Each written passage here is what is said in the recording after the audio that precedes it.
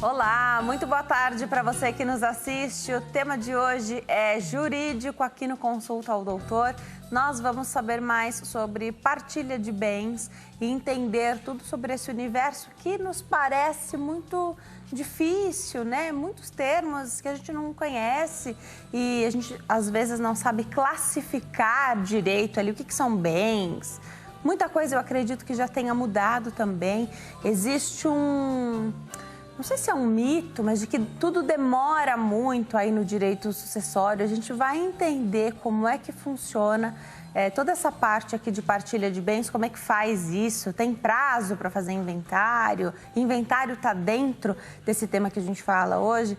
Quem responde tudo para nós é a doutora Ivone Zegger. Já esteve aqui no Consulta ao Doutor e volta porque a entrevista foi fantástica. Ela é advogada, especialista em direito de família e herança. Doutora, boa tarde, obrigada por ter vindo, uma alegria te receber aqui. Boa tarde, Denise, boa tarde a todos. É uma alegria para mim estar aqui, porque sabe que a coisa mais importante, na minha visão, para o cidadão, para a cidadã, é quando você tem consciência daquilo que você faz, consciência daquilo que você tem, qual é o seu direito, qual é o seu dever. Quando você tem consciência absoluta disso, puxa, isso eu posso, isso eu não posso, isso não é meu, isso poderia ser, não poderia, enfim. Essas questões fazem muitas vezes você deixar de dormir. É verdade. Você não tem paz. E para ter paz, você tem que ter a informação e a consciência e vamos em frente. Vamos começar então, por favor, você poderia explicar para a gente o que são bens, afinal? Olha aí, o que são bens, afinal? Excelente. Muita gente se pergunta, bens, patrimônio, as coisas têm relação?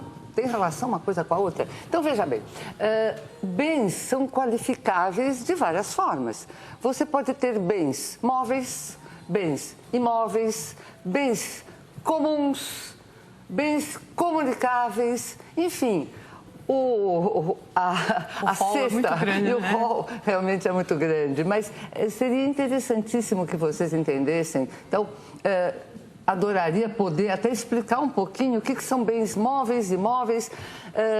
Os bens móveis, você já pode imaginar que são aqueles que se deslocam. Tudo aquilo que você pode tirar de um lugar para outro, como, por exemplo, este copo. Este copo é um bem móvel, porque você transita com ele. Tudo aquilo que você pode mexer ou deslocar são bens móveis. E, evidentemente, os bens móveis têm seu valor intrínseco. O que seria, por exemplo, bens móveis? Então, vamos dar alguns exemplos? Automóveis, veículos em geral, pode ser bicicleta, uma moto, um caminhão, uma carroça, são bens móveis. Que mais? Obras de arte. Então, para você, muitas vezes, uma estátua que você recebeu da sua mãe, da sua avó, da sua bisavó, é uma obra de arte e tem um valor intrínseco. Para muita gente, ela pode não ter validade e para você tem um valor tão imenso que você não consegue nem valorar a ponto de vender ou a ponto de se desfazer. Então, pode ser algo que realmente tenha um valor monetário, pode ser algo mais afetivo do que financeiro. Exato. Instrumentos musicais, por exemplo. Por exemplo, instrumentos musicais. Entretanto, foi bom você tocar nesse ponto. Quando você tem, por exemplo, instrumentos musicais, mas você se utiliza dele porque ele é seu pão, o ganha-pão é seu dia a dia. Então, vamos imaginar que você não é só um amador, toca um violão ou toca um piano por amadorismo, mas você os utiliza para o seu trabalho. Se houver a partilha de bens, se o casal, por exemplo, um casal se separa, se divorcia, como é que vai ficar esse instrumento que faz parte do seu trabalho? Esses instrumentos, esses bens móveis, como são o seu ofício, seria o seu ofício, um tocador de piano, de violão, de violino, flauta, o que seja, esses instrumentos não são partilháveis. Por quê? Porque o dono do instrumento, ele precisa dele para a sua sobrevivência, para o seu trabalho. Portanto, o outro cônjuge não teria direito à partilha desse bem. Uma vez nós tivemos um caso muito interessante de um rapaz que tocava violino e o violino dele era um violino caríssimo, enfim, comprado num leilão na Europa, etc. Muito bem. O que aconteceu? Quando ele se separou, se divorciou, a esposa, sabedora de que aquele instrumento era valiosíssimo, pediu a partilha desse bem. Significa, claro, ninguém vai dividir o violino, mas ela queria em termos pecuniários, ela queria ganhar o que fosse relativamente ao valor daquele instrumento. Só que o judiciário não entendeu desta forma que eu estou explicando a você, que o instrumento fazia parte, na verdade, do seu dia a dia, dele, do ganha-pão, do trabalho que ele exercia como fazendo parte de uma orquestra sinfônica. E, portanto, o bem não foi considerado partilhável. Então, olha quanto detalhe você pode ter quando, por exemplo, você fala em bens móveis. Por exemplo, joias. Pequenas joias, anéis, colares, brincos, e que foram, por exemplo, doados ou dados pelo esposo. A esposa, também quando houver a separação, eles não serão partilhados. Muitas vezes são de valores inestimáveis, mas eles não podem ser partilhados porque foi uma doação dele para ela e faz parte do patrimônio dela, pessoal. Também estes bens, neste caso, não poderiam ser partilhados. Olha aí que interessante. Você falou no caso de uma separação. Deixa eu imaginar aqui no caso do falecimento. No caso, vale a mesma coisa? Na verdade, valeria a mesma coisa, mas o que ocorre? Imagina um instrumento como o violino. Evidentemente, o dono do violino faleceu. Não tem o que fazer. Se ele tem herdeiros, no caso, herdeiros necessários, que são os filhos, podem ser os pais e a esposa, alguém vai ficar com esse violino. E muitas vezes alguém que fica com esse violino não dá o devido valor e pode ser que o venda de qualquer forma, enfim. Mas as leis de sucessão, elas vão ser atribuídas àquelas joias que foram doadas à esposa. Ela vem a falecer, evidentemente essas joias pertencerão aos herdeiros. Se se casar, por exemplo, não tem filhos, o que vai acontecer? O esposo que está vivo, ele ficará com essas joias e aí ele vai poder fazer aquilo que ele quiser. Você falou de doação, joias e doação. Aí no caso de falecimento, quando houve, então, enfim, às vezes no final da vida, a pessoa que possui um acervo de joias faz uma doação e às vezes sem que o cônjuge soubesse, sim, sem que os filhos soubessem. Às vezes a doação não foi para filho, foi para um neto, um amigo, uma amiga. A pessoa que cuidou do idoso, sim, pode ser a empregada, uma governanta, enfim. Aí a família acredita após o falecimento, claro que é um momento muito difícil, mas um segundo momento é o dessa partilha de bens. A família imaginou que aquele acervo estivesse lá. E aí, quando ele já foi doado, retorna ou não? Existem algumas questões quando nós falamos de bens móveis, por isso que eu fiz questão de iniciar com bens móveis e a gente depois fala dos outros. Ótimo, né? Porque os bens móveis, muitas vezes, eles são de difícil avaliação, de difícil verificação, no sentido de que, suponhamos que houvessem joias ou até quadros, que são bens que têm um valor, muitas vezes valores altíssimos. E essa pessoa, antes de falecer, ela pode, por exemplo, fazer um testamento. E no testamento, ela designa quem ficará com as joias, quem ficará com as obras de arte, quem ficará com a bicicleta, com o carro, com a moto, enfim, os bens móveis, eu estou dando um exemplo. Muito bem, o que vai acontecer? Se isso não estiver descrito, vai ficar difícil das pessoas saberem que aquilo deverá ser partilhado. Suponhamos que, como aconteceu, esta pessoa se desfez, fez uma doação de boa vontade para uma cuidadora, que durante o tempo todo que essa pessoa ficou com deficiência, enfim, o ajudou a ponto dele ter se desfeito daquela joia que era dele. Ele, evidentemente, não poderia fazer isso com a joia que fosse da esposa. Perfeito. Ficaria bem mais complicado, muitas vezes é de difícil avaliação, mas imaginemos que a joia, ou o quadro, ou a bicicleta, o que quer que seja absolutamente dele. O que ele vai fazer? Quando eu digo dele, pode ser dela, eu só estou dando um exemplo. Ele pode fazer essa doação, mas, por exemplo, se for uma moto, se for um automóvel, ele tem que passar, ele tem que fazer um documento que dê validade a essa doação. Evidentemente, imaginemos que a moto seja o único bem que essa pessoa tinha. E ela fez realmente, ela fez a doação, transferiu o bem através de todas as informações do Detran, enfim, que é para passar os documentos, vai no cartório.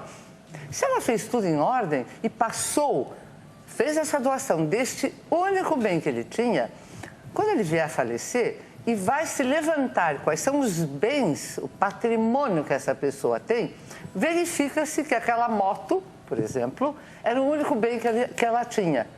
Opa, pera um pouco. Se era o único bem e ele tinha herdeiros necessários, quem são os herdeiros necessários? Eu já falei no programa anterior, mas eu vou voltar a falar isso. Eu falo várias vezes que as pessoas, muitas vezes, ou não nos ouviram, ou esquecem, ou confundem. O herdeiro necessário, sempre, em primeiro lugar, são os filhos, na falta dos filhos, os netos e até os bisnetos. Na falta do outro. Você não consegue, no herdeiro necessário, um filho vivo e netos também deste mesmo filho passar para os netos. Não. Se ele está vivo, os netos não recebem nada. Se ele faleceu, aí no lugar dos filhos, do filho, no caso, os netos receberão, tá? Isso é só para dar uma ideia para você o que é essa passagem. Por isso que é sempre um na falta do outro. Faltou o filho, tem netos desse filho, então os netos é que recebem, ok? Muito bem. Então, em primeiro lugar, lembrando, filhos. Na falta de filhos, netos ou bisnetos, o que vem na sequência? Os ascendentes. Quem são? Os pais. Na falta de pais, os pais são falecidos. Os avós. Na falta de avós, que são falecidos, bisavós. Que pode ser que os bisavós estejam, um ou outro esteja vivo. É para essa pessoa que vai a herança. Mas sempre, lembrem, sempre em conjunto com a esposa ou o esposo, ok? Com a pessoa casada. Portanto, os herdeiros necessários são os descendentes, na falta, os ascendentes e o cônjuge. Muito bem. Então, o que vai acontecer? Imagina que foi feita a doação para essa pessoa que ajudou. Essa doação foi da moto. Suponhamos a moto. Tudo bem, passadinho, tudo em ordem. Quando se abre a sucessão, vamos verificar, mas pera um pouco, a única coisa que essa pessoa tinha era a moto. E a moto ela já doou. Então, que era outro bem que eu ia informar a vocês. Legal. Esta moto será obrigada, este bem será obrigada a retornar ao processo de sucessão que vai ser aberto, porque é o único bem que existia.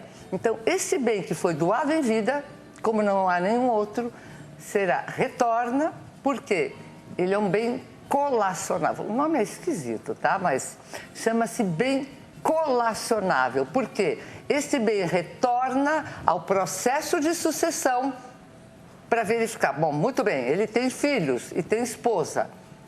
Que outros bens ele tinha? Ah, não, ele só tinha moto. Ah, ele só tinha moto, cadê a moto? Foi doada, não é que foi vendida. Venda é uma coisa, gente, venda pode fazer a qualquer momento. Doação, aí volta para dizer, bom, peraí, ele tem outros bens que essas outras pessoas, os herdeiros, vão usufruir? Não, ele não tem mais nada, é só a moto. Então, lamentamos, mas esta moto volta, vem ao processo e será dividida entre os herdeiros necessários. E, infelizmente, esta cuidadora, essa pessoa maravilhosa que recebeu a moto, não ficará provavelmente com nada. Perfeito. Tá bom? Em determinado momento você falou de testamento e até no nosso último encontro a gente falou um pouquinho sobre isso. muita gente acredita ou acreditava que testamento fosse coisa de rico. Só rico podia fazer testamento. O que é o testamento e o que ele garante? Eu acredito que aí nós estejamos falando dessas pessoas que não são os nossos herdeiros necessários e que nós queiramos favorecer de alguma forma sem prejudicar os outros. É difícil isso, né? É difícil, mas eu sempre digo uma coisa. O direito, ele te dá muitas ferramentas, mas você precisa saber, primeiro, que elas existem e que você pode utilizá-las. Uma das ferramentas que eu reputo a mais interessante para qualquer um de nós, sejamos eu advogada, você apresentadora, o nosso amigo cameraman, todos nós, você que está em casa, independente do que você tenha, o que você tiver, se isso para você é importante, lembra que você tem um instrumento chamado testamento, que só você pode fazer em relação àquilo que você tem. Não é aquilo que o vizinho tem. É aquilo que você detém, que pode ser um terreno, uma bicicleta, uma poupança, livros, objetos, enfim.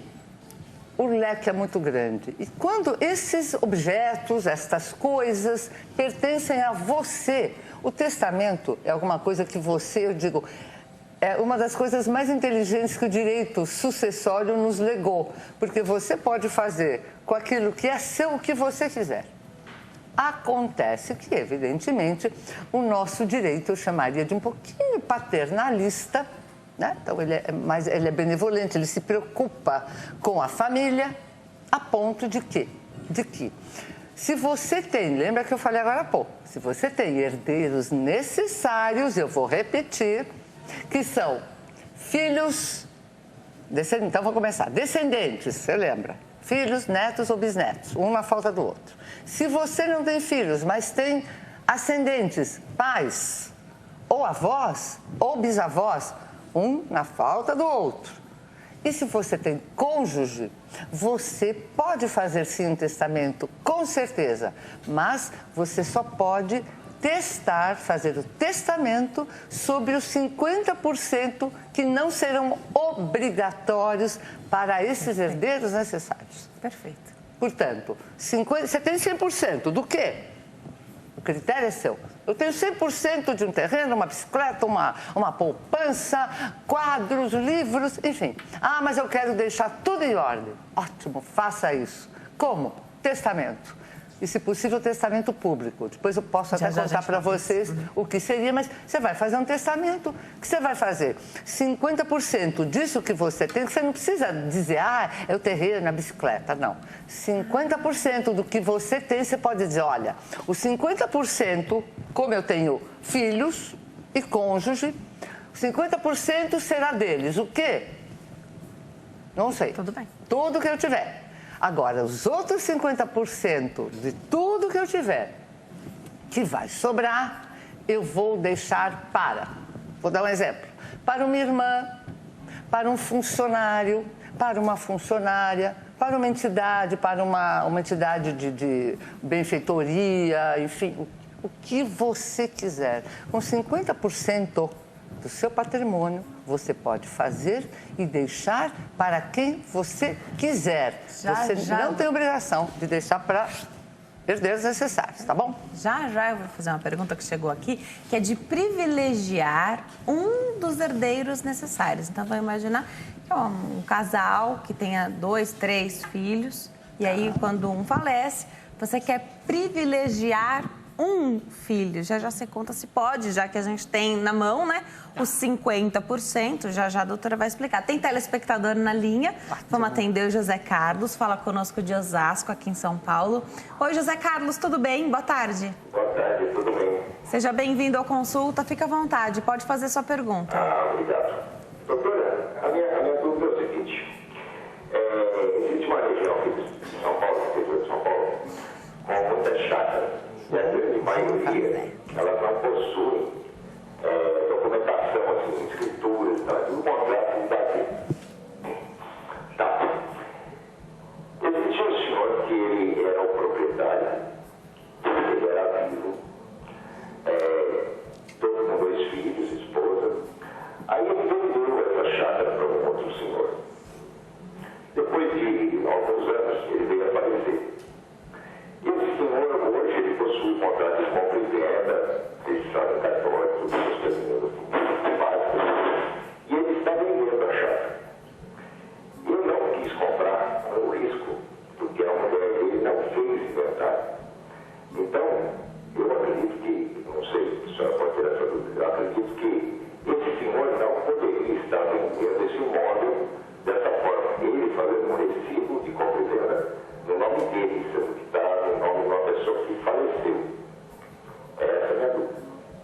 Obrigada, José Carlos. José Carlos, vamos ver se eu entendi. Esse imóvel foi vendido para um senhor, foi feita escritura, pelo visto o registro de imóveis, tudo em ordem. Deixa eu só ver, eu não entendi, eu acho que a ligação não estava muito boa. Quem faleceu foi o vendedor, quem vendeu... O dono do terreno. O dono do terreno faleceu. E você a família não fez inventário. Sim, então, e querem vender e você quer comprar. Perfeito, então veja, sem o inventário, você não vai conseguir comprar. Por quê? Esse imóvel está provavelmente em nome dessa pessoa que faleceu. Se está em nome da pessoa que faleceu, ele deve ter, suponhamos, herdeiros, que são os filhos ou a esposa, enfim, alguém. Se ele tem herdeiros, sejam herdeiros necessários ou herdeiros colaterais, que podem ser irmãos, enfim, alguém vai ter que abrir esse inventário para poder fazer a divisão dos bens no sentido de atribuir a este imóvel a propriedade. Então, suponhamos que ele não tem, essa pessoa faleceu, e ele só tem um irmão, e esse irmão, na verdade, que é o único herdeiro dele. Ok, esse irmão tem que abrir a sucessão, fazer com que este bem seja colocado, outros bens, enfim, e, portanto, quando vier essa escritura através da sucessão, terá o nome desse herdeiro, enfim, não sei quem seria, aí sim você pode comprar. Sem abrir a sucessão, sem ter o inventário já feito, terminado e atribuído a algum dos herdeiros a propriedade desse imóvel, realmente você não vai conseguir comprar. Mesmo que essa pessoa, alguém, diga para você, não, compre, depois a gente vê o que faz. Não faça isso, que você vai incorrer num erro e você vai ter problemas, tá? Você chegou a falar de escritura, registro, enfim, até pelo que eu entendi, nem havia nada disso do terreno. É um terreno onde só Parece havia que foi só uma compra e venda, contrato de gaveta. Como ele fez alguma menção de que houve uma compra, um contrato de compra e venda, e falou em escritura. Quando você fala em escritura, havendo uma escritura, evidentemente, está legalizado, está né? legal, mas precisava de toda forma ir a registro. Sem o registro de imóveis, esta pessoa não é proprietária. Cuidado com esses detalhes.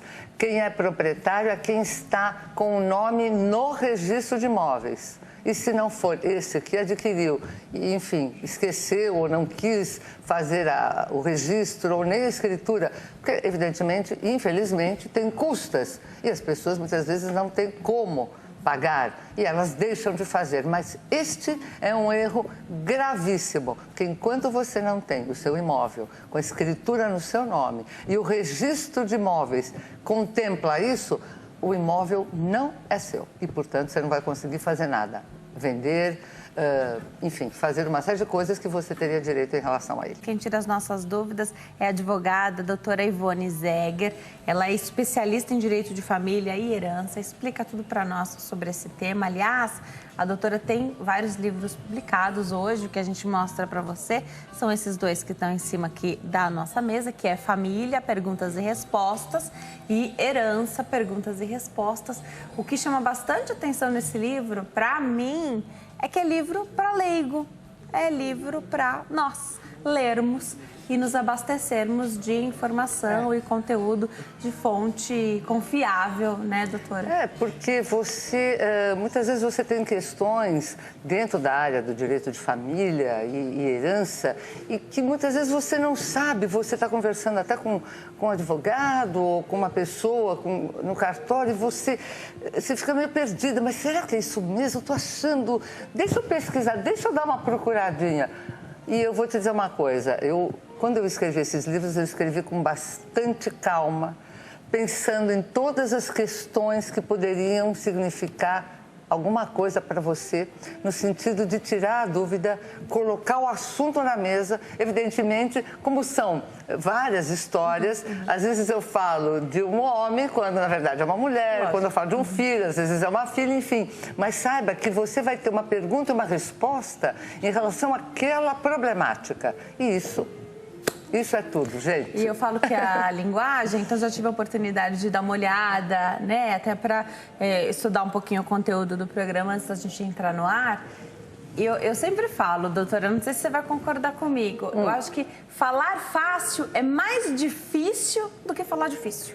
Então, falar fácil é mesmo você precisa estar empenhado para atingir a pessoa que está do outro lado, né? Para chegar mais próximo, porque as pessoas costumam falar que advogado fala outra língua, juridiquês. Exatamente. E isso é uma verdade e não é uma questão de, evidentemente, de profissão. O médico, o dentista, o economista, o advogado, nós temos naturalmente uma linguagem muito própria no sentido de o processo tem toda uma questão de termos e linguagens e formas que é uma obrigação, isso em qualquer profissão. Mas o leigo, ele não tem obrigação de saber que aquela palavra significa uma série de coisas que ele jamais poderia imaginar.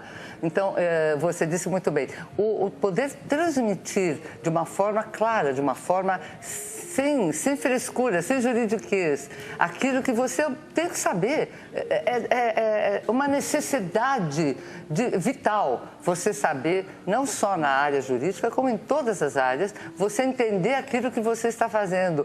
Quer dizer, você está comendo alguma coisa e você sabe aquilo que você está comendo. E não, bom, alguém mandou fazer, então eu vou fazer. Isso já não tem mais lugar. E eu acredito que não só os meus livros, mas aquilo tudo que eu escrevo, as dicas que eu dou, elas são extremamente importantes para que você tenha tranquilidade. Evidentemente, a gente está à disposição aí para resolver problemas. Isso que é melhor, né? Estamos aí. Doutora, a gente falava então no bloco anterior sobre o inventário, que é um processo importantíssimo aí quando há o falecimento de alguém e esse alguém deixa bens. Perfeito. Tem prazo para fazer o inventário, né? E tem muita gente que mora em imóvel que deveria fazer parte de um inventário, então o dono faleceu e a pessoa não fez nada. Mas não pode também fazer nada com esse imóvel, né? Porque tá ilegal.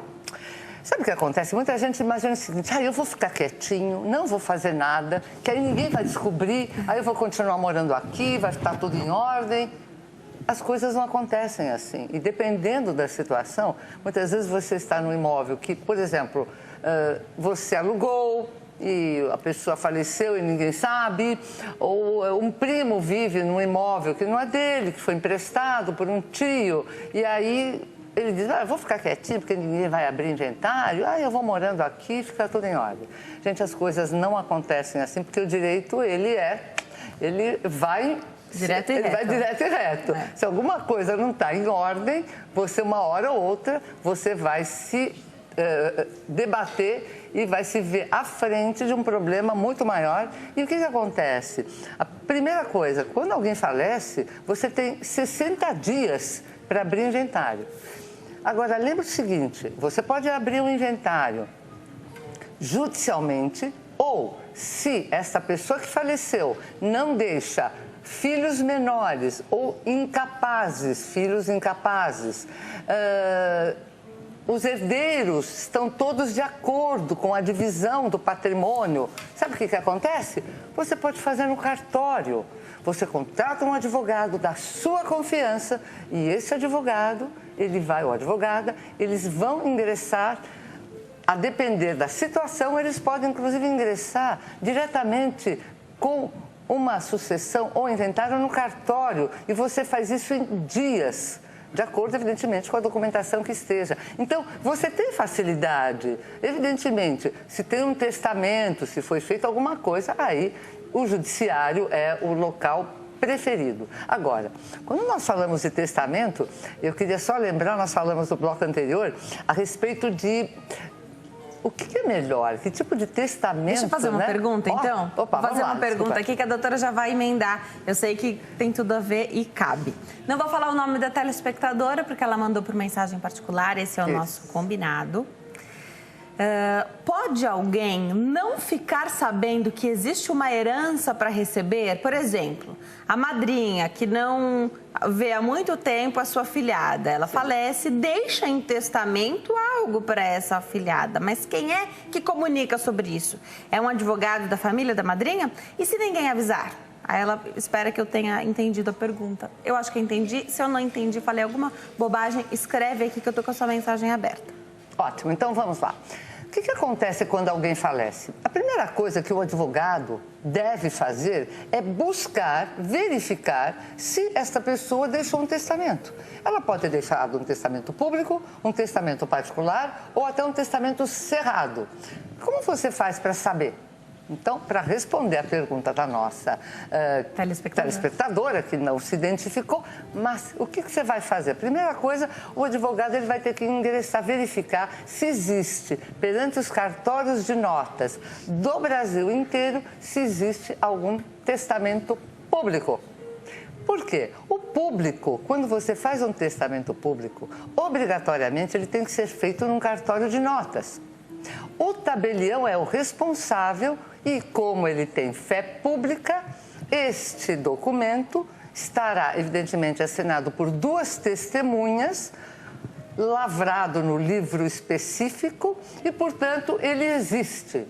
Se existe um testamento público, a qualquer momento, alguém pode, principalmente no falecimento, verificar no registro desses documentos se existe verdadeiramente um documento em nome daquela pessoa que faleceu. Existindo, não tem o que discutir. Abre-se o inventário e se leva o testamento à frente do juiz e ele abre e vai verificar o que essa pessoa que faleceu determinou. Somente isso. Agora, por que eu digo que o público é importante? Porque o público você tem como ir atrás, rastrear e verificar, como no caso da nossa telespectadora, se essa madrinha realmente deixou um testamento. O advogado fará isso. Muito bem. Agora, suponhamos que ela fez um testamento cerrado. O testamento cerrado, que é pouco utilizado, mas nós ainda fazemos, é o tipo do testamento que a pessoa, por exemplo, vai... Isso acontece muito quando alguém quer... reconhecer um filho fora do casamento. Ou outras coisas. Agora, por que ele é cerrado? Porque desde a época, desde o ano de 1800 e qualquer coisa que já se fazia isso, as pessoas redigiam, costuravam, e esse é o... Ah, por isso cerrado. Por isso cerrado, porque essa é a forma. Costura-se, a ponto de que se ele for violado, ele não terá validade. Costura-se e leva-se ao registro de documentos. Não tem nada a ver com cartório de notas. Leva-se ao registro de documentos e o cartório vai dizer, bom, existe um documento chamado testamento cerrado, mas as pessoas não sabem o que está escrito.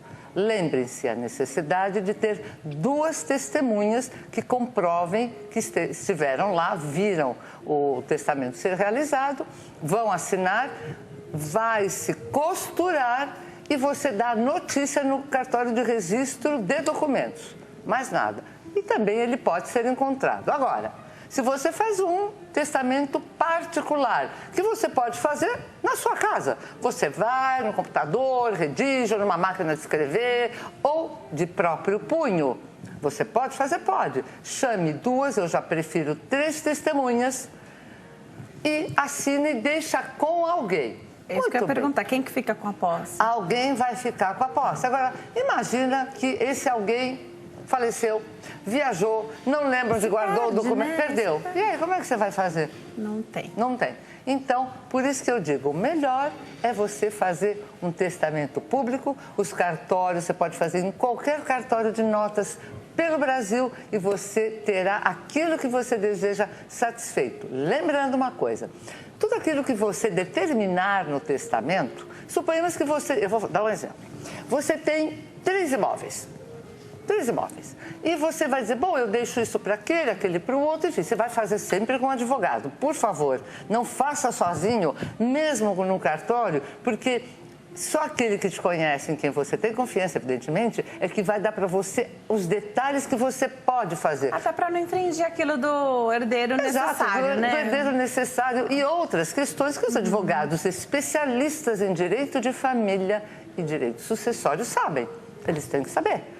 E será de sua confiança, você vai pedir para esse advogado te ajudar a redigir esse documento. Muito bem. Então, imagina que tem 3 imóveis. E você destinou os imóveis no documento, você fez o testamento, beleza. Só que você quer vender um imóvel. você pode fazer, lembre-se, o que está no testamento não engessa você. Legal. Tá? Isso é muito importante. Tem gente que tem medo de fazer, dizendo, ah, não, bom, agora que eu fiz o testamento, que eu deixei para ABC, ou aquele faleceu, já não Pode vive... cancelar o testamento? E pode cancelar, você pode mudar quantas vezes você quiser. Tá bom. Só que faça com o seu advogado de confiança, para que você faça alguma coisa correta. Infelizmente, eu vi agora há poucos dias no escritório um testamento que foi refeito 2 vezes, ótimo. Só que o advogado, ou não havia advogado, esqueceu de cancelar os anteriores. E aí? Todo mundo é contemplado. Então, está dificultando porque não houve um detalhe.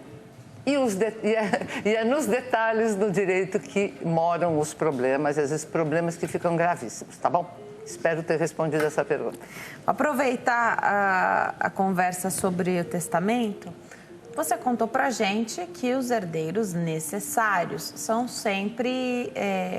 vão sempre receber parte da herança. Sim. Então, é sempre, se tiver o cônjuge, 50% para o cônjuge e o restante divide os outros 50%. É isso? É mais ou menos assim. Porque eu vou te dizer por quê. A pergunta é, dá para privilegiar, por exemplo, um dos filhos? Sim.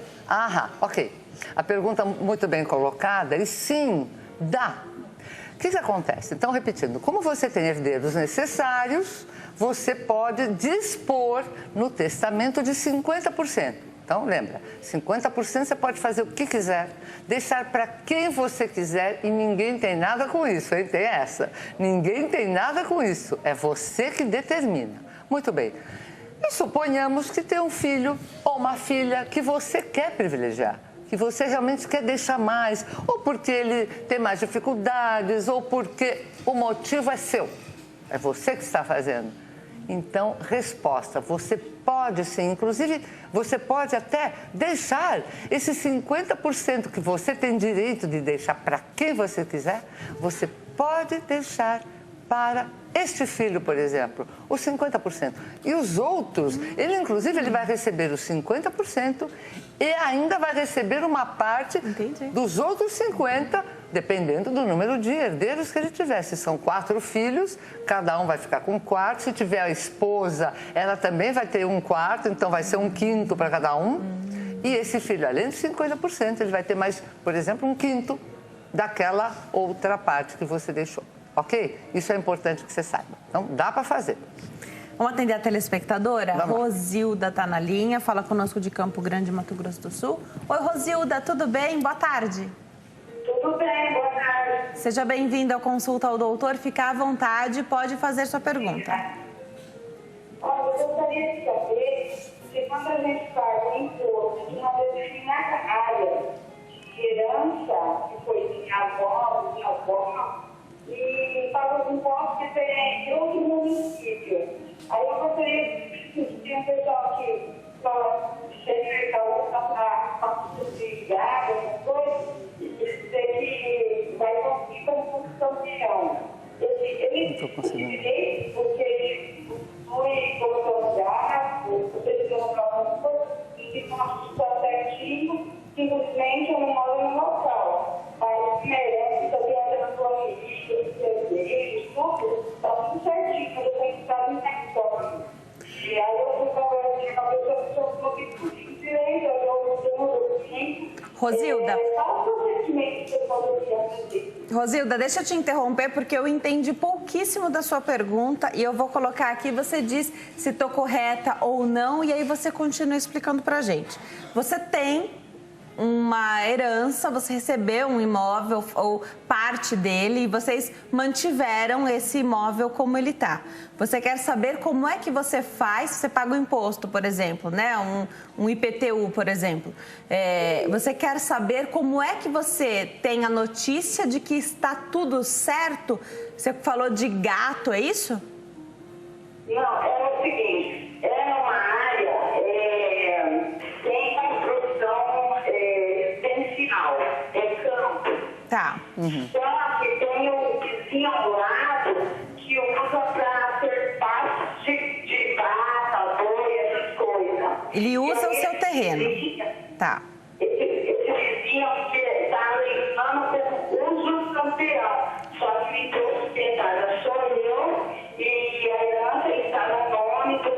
Tá bom. Obrigada, Rosilda. Agora eu entendi. Então, a situação da Rosilda é a seguinte. Ela tem um terreno que não é construído, é um campo. O vizinho usa esse terreno como pasto. Então, ele se apropriou desse terreno e agora ele alega, ela paga o imposto. Ela contou pra gente que tem tudo registrado, está tudo certinho da parte dela e de tudo que ela poderia fazer. Só que o vizinho alega uso capião desse terreno. Então, vamos lá. Rosilda, pelo que eu entendi, você tem a documentação do imóvel registrado em seu nome ou dos herdeiros dessa pessoa que deixou.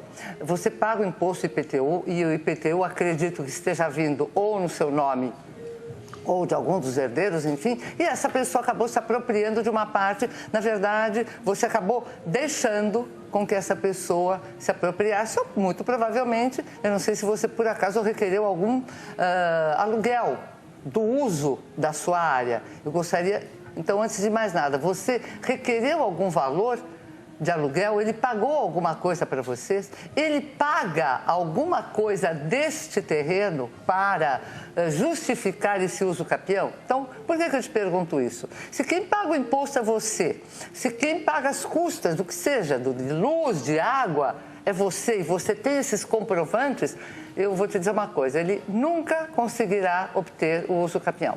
Por quê? O uso capião, é importante que você saiba, ele só vai acontecer se, por exemplo, alguém, por exemplo, você esqueceu, não deixou, não dá bola, está lá o imóvel, e a pessoa que está usando, ela paga todos os emolumentos, ela vai e paga o imposto, ela vai pagar água, pagar luz, ela paga e comprova que está pagando. Esta comprovação de pagamento é que vai fazer com que ela ingresse no judiciário para obter uso capião. Que urbano ele tem um tempo, se eu não me engano, urbanos são atualmente, acho que urbano e rural, se eu não me engano, são pelo menos mínimo 5 anos, deve ser mais, mas como não é muito a área que eu faço, mas só para te dar uma ideia, só ele tendo o documento pagou por ele é que ele tem condições de ingressar com a ação. Caso contrário, não se preocupe, continue pagando e tenta usar de toda forma, fazer com que ele não se utilize mais de um terreno que é seu e que ele está usando, não contribui com nada e só tem o benefício e o malefício. E as contas? Lógico. Você que paga? Alguma coisa não está muito legal aí. Converse com ele, tá bom? Se for o caso. Perfeito.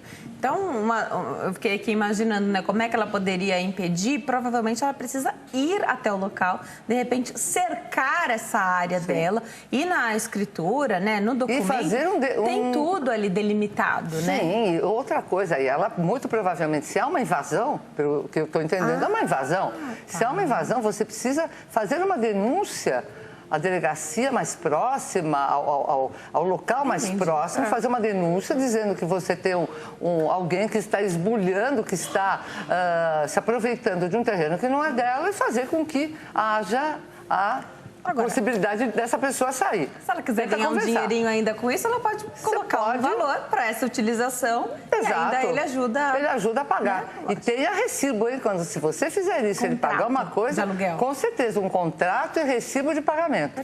Para não ter esse problema de futuro do capião. Tá bom? Ah, excelente. Tem várias perguntas chegando aqui. Você já explicou para a gente, doutora, sobre os diferentes tipos de testamento e como fazer isso, né? Mas eu quero falar em uma outra coisa muito importante, hein?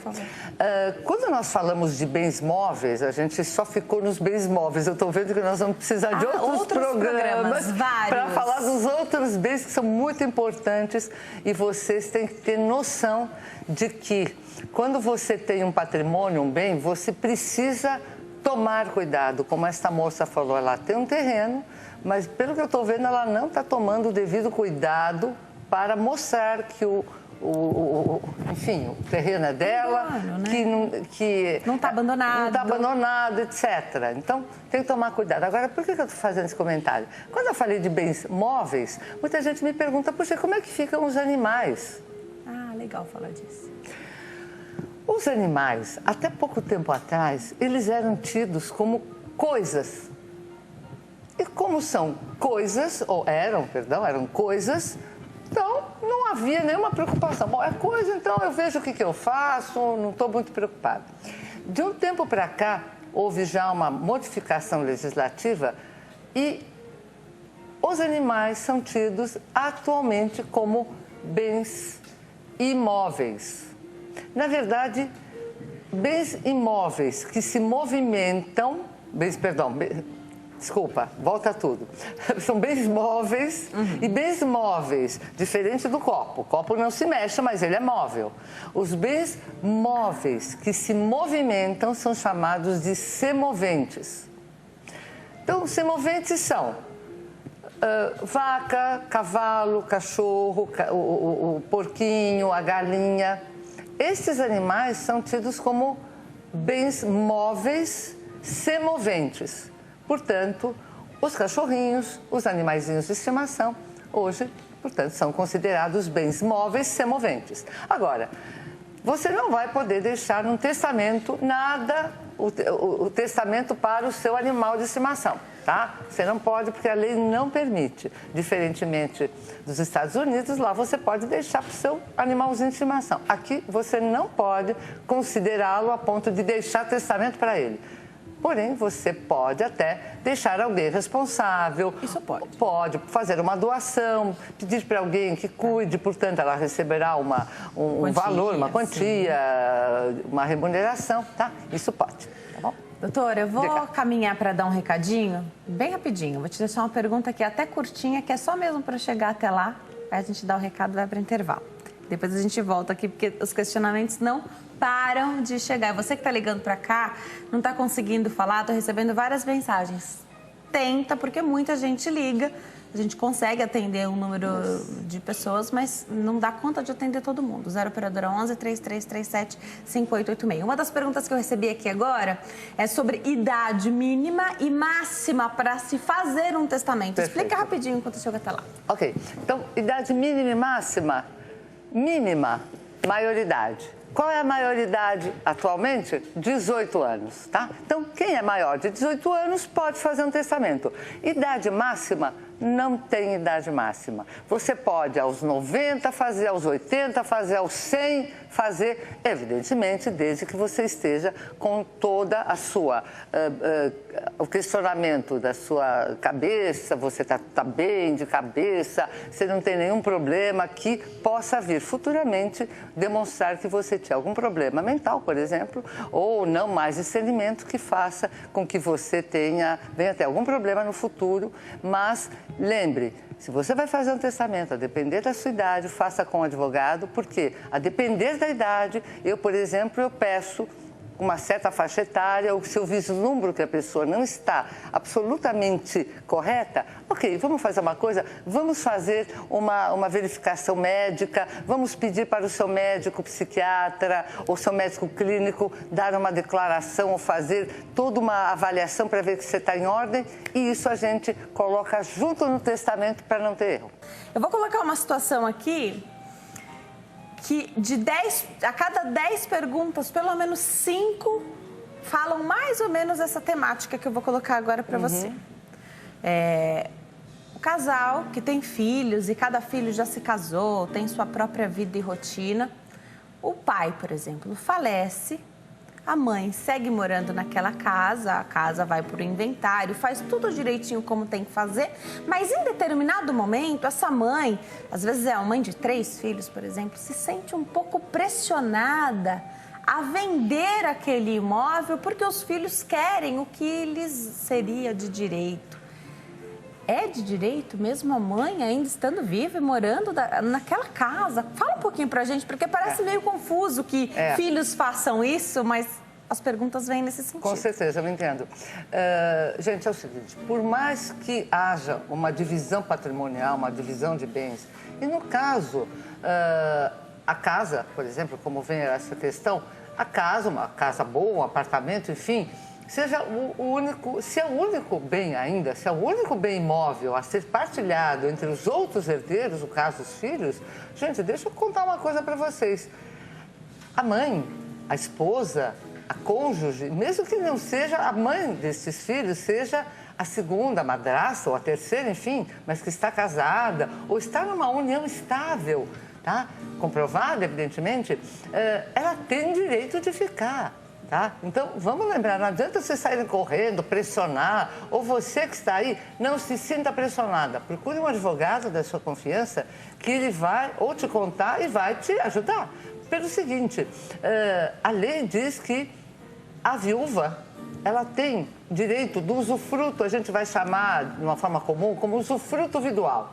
O que significa? A viúva, ela tem direito de habitar aonde ela estava acostumada a habitar. Evidentemente, se houverem outros bens a serem partilhados, divide-se. Não tem problema nenhum.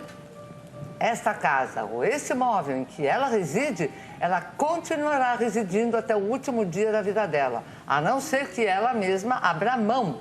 Isso vale tanto para a mulher quanto para o homem, hein? Muitas vezes quem falece é a mulher, quem fica viúvo é o homem e a pressão vai em cima dele. Como é que fica? Exatamente igual. Este imóvel que guarneceu a vida do casal, seja ele seu pai, seja ele o padrasto, enfim, uma união estável, um companheiro, ele terá direito ao mesmo usufruto enquanto ele estiver vivo, tá? Então, gente, antes de mais nada, vamos parar de pressionar, vamos parar de se sentir pressionado e se você tiver dúvida, consulte um advogado, advogada da sua confiança, tá?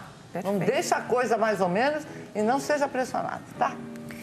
A telespectadora de Ferraz de Vasconcelos ligou para cá, disse que o esposo dela faleceu, ele também já não tinha mais os pais vivos e ela tem 2 filhos. Apenas um é registrado no nome desse esposo dela que faleceu. Sim.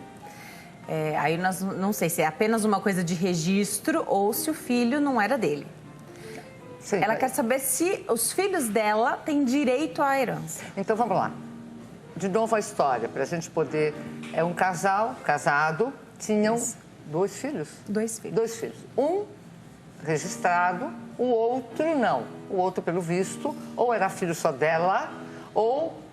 Enfim, quando se casaram, pelo visto, deve ter sido o segundo casamento, não sabemos, né? Isso não foi informado.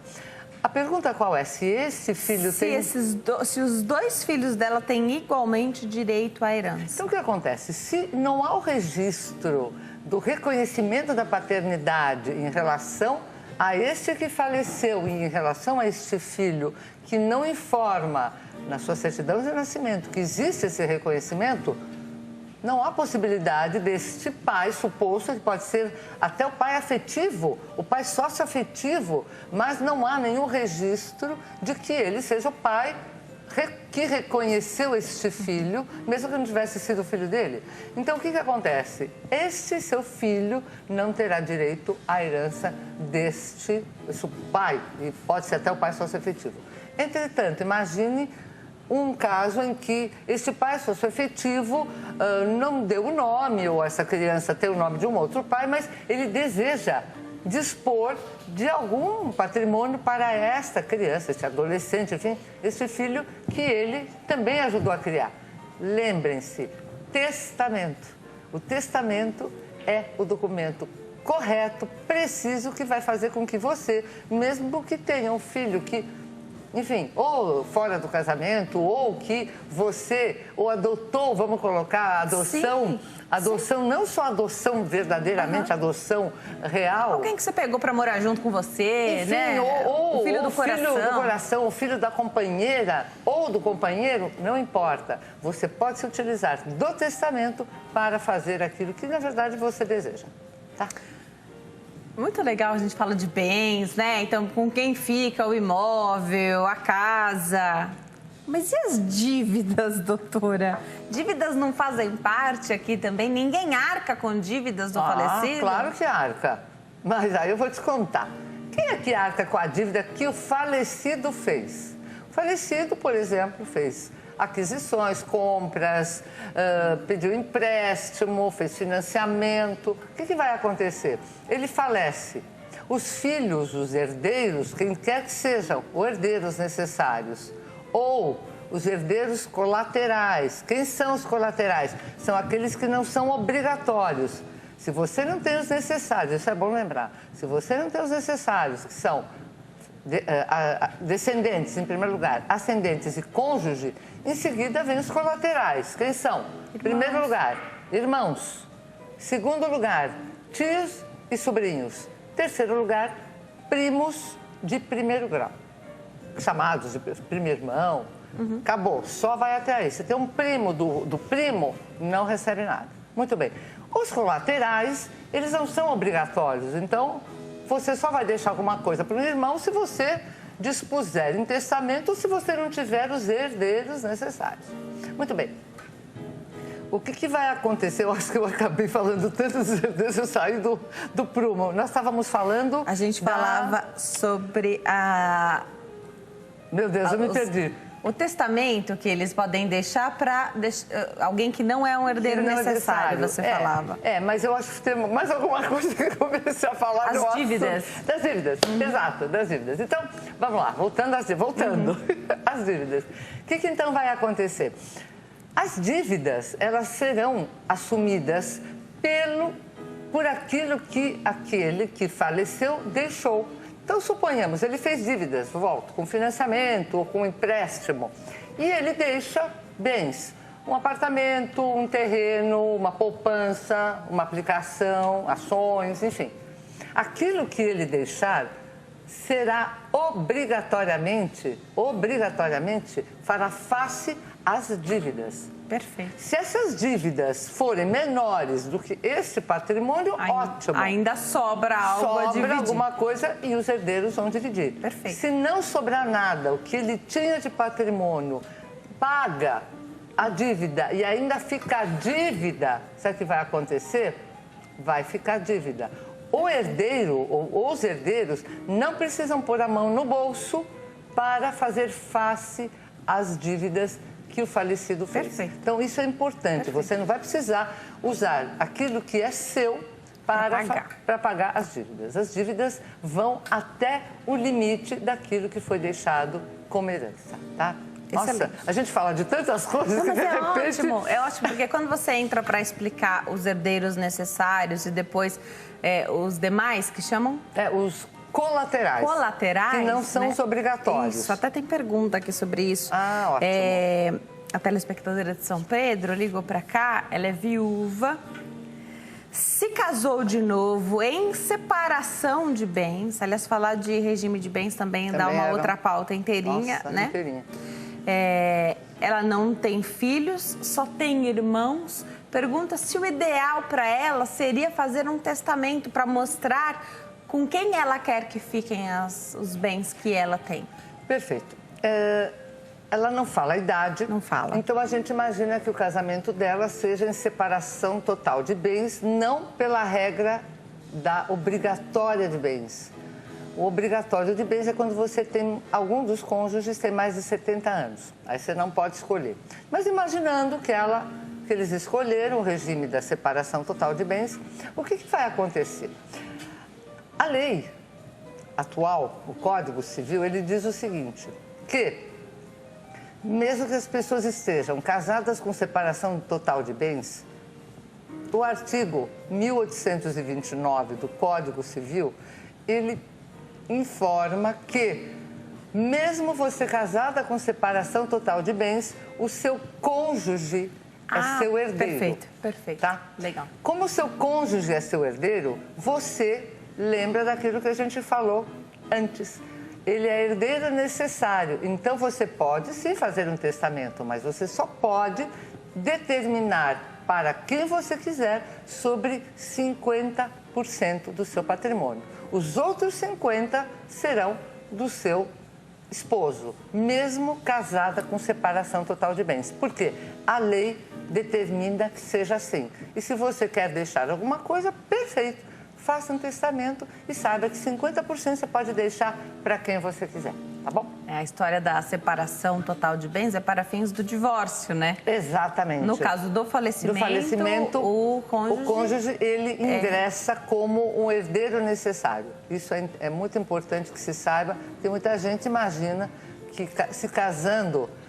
isso era no passado, né? No Código Civil anterior, o nosso atual Código Civil, que é de 2002, ele já privilegia aquele que sobreviveu, coisa que não acontecia antes. Vocês imaginam que na época das suas avós, seus avós, se alguém falecia com o regime da separação total de bens, aquele que ficou o cônjuge da vida inteira, 60, 70 anos, enfim, ele saía desse casamento com o falecimento do outro sem nada, absolutamente nada, porque não teria nada em nome dele. Então imagina, normalmente as mulheres que não trabalhavam à época, o que acontecia? Ela ficava com uma mão na frente e outra atrás, no máximo ela tinha direito à residência, aquilo que nós falamos antes. Como viúva, ela poderia habitar no imóvel que eles habitavam até o falecimento, mas ela não teria nem como pagar as contas desse imóvel, luz, gás, condomínio, enfim, IPTU. Por quê? Porque a lei dizia isso. Em 2002, houve a modificação legislativa no sentido de privilegiar aquele que permanecia vivo nesse quadro. Doutora, você falou de herdeiros necessários, e aí um deles é o cônjuge, depois tem filhos, enfim. Havendo já filhos, a gente já para nos filhos, certo? Sim, perfeito. Em determinado momento eu falei que seria 50% do cônjuge e os outros 50% divididos, por exemplo, entre os 3, 4 filhos que se houver, né? Sim. Não é assim? Ou é? O cônjuge não. tem sempre 50%? O cônjuge, não tem sempre 50%. Isso, na verdade, vai dar outro programa. Porque o que acontece? Os regimes, a depender do regime de bens que foi escolhido, haverá uma conta. Ah, então o regime de bens é muito importante até para falar de partilha de bens. Olha, eu diria que a coisa mais importante em direito de família é o regime de bens do casamento. Isso, na verdade, na atualidade, a partir do novo Código Civil, é o mais importante, porque isso vai fazer, a depender daquilo que você escolha. Denise, eu juro para você que eu preferiria deixar essa questão... Vamos fazer no próximo... Porque ela é muito ampla. No próximo encontro, com certeza. E eu gostaria de explicar cada regime de bens para que vocês pudessem entender, pera um pouco, eu vou escolher esse em relação àquele. Isso é interessante, porque existe um regime de bens que, se você não diz nada, você já opta por ele, que nos dias de hoje é... a comunhão parcial de bens. Comunhão parcial de bens. Décadas atrás, era a comunhão universal de bens. Exatamente. Né? Então, é bom falar, porque tem muita gente que é casado em diversos regimes. Então, não é para todo mundo a mesma coisa, mas a doutora vai voltar, que ela vai explicar tudo isso para a gente, falar do regime de bens. Exato. E também sobre essa questão de sucessão, que está sempre muito relacionado, as pessoas têm muitas dúvidas. Sim. Me parece que é sempre difícil e moroso. É verdade que demora, inventário demora, é difícil até... As pessoas, né, às vezes a pessoa falece, deixa um bem e os filhos querem... Existe uma memória afetiva ali. Muitas vezes eles querem manter, outras eles querem vender para não precisar sofrer tanto, né? Demora mesmo? Olha, eu digo sempre o seguinte, quando as pessoas me procuram, às vezes, uma boa parte das vezes, elas vêm com processos já anteriores, demorados, e infelizmente, eu preciso dizer que a morosidade ou esta demora, obviamente, todos sabemos que o judiciário ele tem seu tempo. A parte processual tem o seu tempo, mas vai depender daquele profissional da sua confiança que você escolheu. Perfeito. Infelizmente, quando você escolhe mal, vale para tudo. Vale para namorado, vale para casamento, vale para advogado, vale para médico, vale para tudo. Quando você escolhe mal, você paga não 2 vezes, você paga o dobro e várias vezes. Então, é uma preocupação muito grande que nós temos em informar isso. O especialista advogado especialista em direito de família. Direito de família e sucessão. Hoje nós temos, é uma verdade, muitos generalistas que fazem direito de família, fazem direito imobiliário, aí fazem previdenciário, aí fazem trabalhista. Me desculpem, e eu digo isso com convicção. Eu não estou dizendo que eles não terão capacidade de fazer, mas só o especialista ele tem condições de tratar do seu assunto com a firmeza que é dada ao especialista, senão não precisaria de especialista. Eu mesma poderia... Eu não me atrevo a fazer nada da área que não é minha. Perfeito. Não me traga nada da área trabalhista, tributária, penal. Não me traga porque eu posso fazer? Posso, claro que eu posso. Eu sou advogada, eu tenho condições, mas eu não tenho a especialidade. Eu tenho no meu escritório os especialistas. Isso é maravilhoso, né? O escritório pode atender a todas as demandas. Vai te atender, mas eu vou fazer esta área. Se você precisar de alguém da área criminal, que muitas vezes na área de direito de família, eu tenho criminalista no escritório, porque nós temos, por exemplo, o problema da Lei Maria da Penha. Nós temos mulheres que são agredidas, que sofrem uma série de... E elas precisam... Então, eu vou fazer a parte de família e o criminalista vai fazer a parte criminal. Eu posso fazer? Posso. Mas eu não sou especialista, eu não vou ter condições de atender aquilo que você precisa. Doutora, eu adorei te receber aqui, está sempre convidada a voltar, o papo é sempre muito bom, a entrevista é esclarecedora, eu já falei, você fala Obrigada. fácil. Que bom. Você consegue se aproximar do Ótimo. público, volta porque a gente tem muito tema para contar para os nossos telespectadores e vou passar os contatos. Ótimo. Lá no Facebook é fácil de encontrar. Ivone Zegger, advogada. O site é www.ivonezegger.com.br. Tem um outro site, que é bem facinho também, www.parasaberdireito.com.br. Doutora, obrigada. Bom fim de tarde. Obrigada, Denise, a você. Obrigada a você que nos ouviu até agora. Fico feliz que você está aí e que você, mais um pouquinho, você sabe e vai ficar mais tranquila, com certeza. Com certeza, informação Obrigada. é poder, né, doutora? Sempre. Obrigada. Viu? Bom fim de tarde.